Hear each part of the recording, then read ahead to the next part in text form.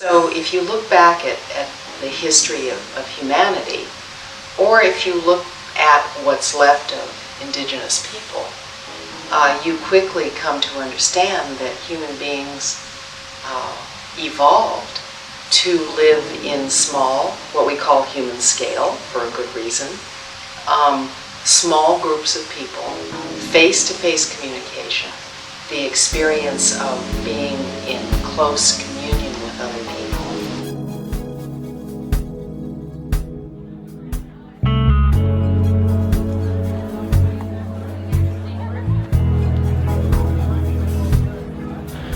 If the kind of hunger for materials that speak of a place and the human hand and so on are powering natural building right now, there is absolute starvation in the culture as it exists now for community interaction. And so it's a tremendous need waiting to be met. You know, we have all kinds of synthetic substitutes, if you will, for community now. These things where people try and get together to do things. But the ability to walk out your door and get your required daily dose of human interaction with people who aren't part of your nuclear family is absolutely going unmet. And so that's why that the work that's happening up in Portland with the Village Building Convergence and City Repair and so on excites people so much, because it is the ends toward which natural building was ultimately meant to be the means.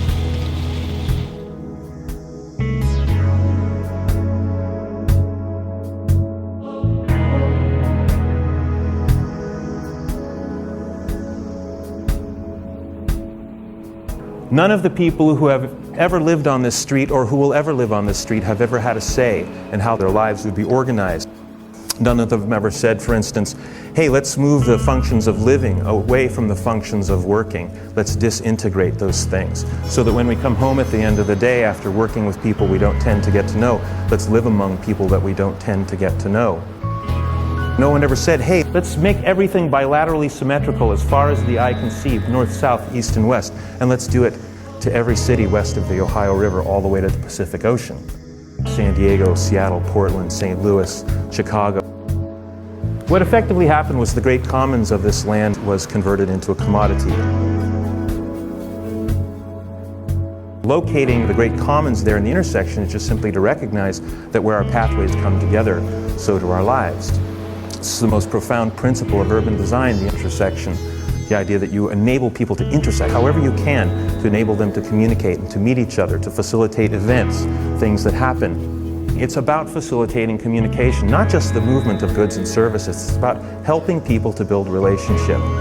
Everything goes on in the piazza, and I suppose you could say conversely that if you don't have a piazza, if your neighborhood doesn't feature even one public square, how much is going to be going on?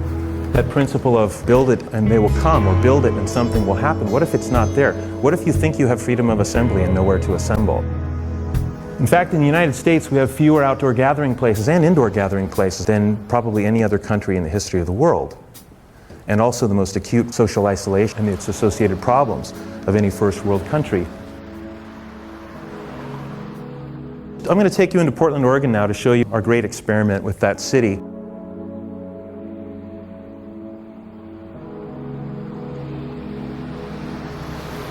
We looked at the city as a whole. We compared it to village-based cultures that have many more gathering places and ways to connect. We noticed by these comparisons that Portland alone was missing between 1,500 and 5,000 outdoor public gathering places.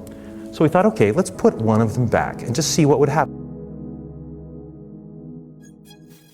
In advance of this day, when we came out to paint the street without permission, we were building these little structures in an adjacent yard about a block away. A place for neighborhood news, a 24-hour tea station, a family-sized bench, a kids' clubhouse, a place for art and poetry, all these trading installations, a stage, and a little library. And of course, what we were doing was we were seeding a garden of the village. We were regrowing the village heart with all of the functions and amenities that you'll find.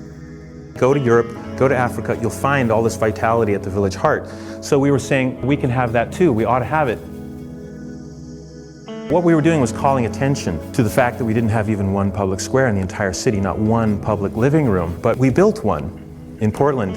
And it had this incredible catalytic effect. It was so inspirational to a city that it had never even known what this could be like. It said that there is a place where we all belong, where time and space is not for sale. It was so successful in building community, it's just the barn raising. It's not even a new idea. It's an old idea that is our absolute birthright. Get together, do something that uplifts the common life, build relationships that way, dance, eat together, wake up the next day with new ideas, not so afraid of each other or the world. So very logically here in the Sunnyside neighborhood, you see the neighborhood taking their emblem, the sunflower, their logo, and laying it down on the street. So it's a very exciting thing. You just build an example, people experience it spatially, and then they can start to talk about it, and then other people want to do it.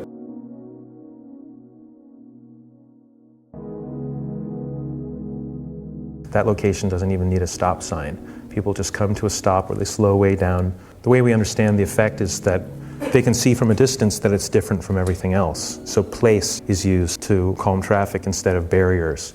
And it just calls out that people might be present.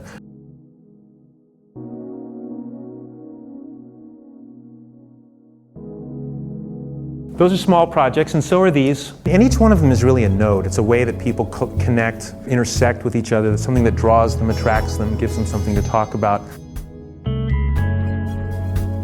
Here again, another household giving up part of their front yard to create a little gathering place for the community. So people actually perceiving that they can go over the lines and invite other people, even strangers, to come onto their space, to just linger for a while, overcoming their fears.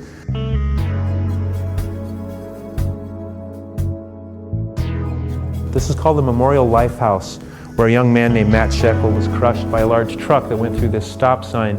His bike was locked to the base of the stop sign, and people kept bringing flowers and mementos. And he was very popular in the alternative transportation culture. His mother would come and sit on the corner and cry. And finally, one of the neighbors, the woman who lives on this corner, who had held Matt when he was dying in his last few moments, she came out and invited people to just take a piece of her property and make a memorial to Matt's life.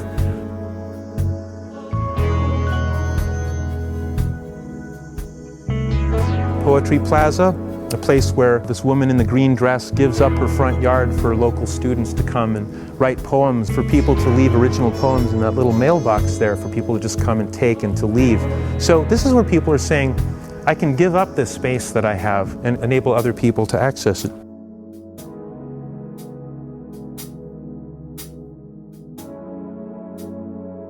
This is one of the biggest things that we've ever done. This is a building that's made out of all recycled and natural materials. Even the steel is recycled. It's a facility that takes stuff that's going to the dump, filters it, and sells it back to the public. Old 2x4s, toilets, stuff like that. Tons and tons of stuff goes out of the waste stream, including what the building itself is made out of. It's just profoundly important to embed our new understandings and visions and awarenesses as a society in the physical landscape around us so that we can see that our understandings are shared and that the world is changing.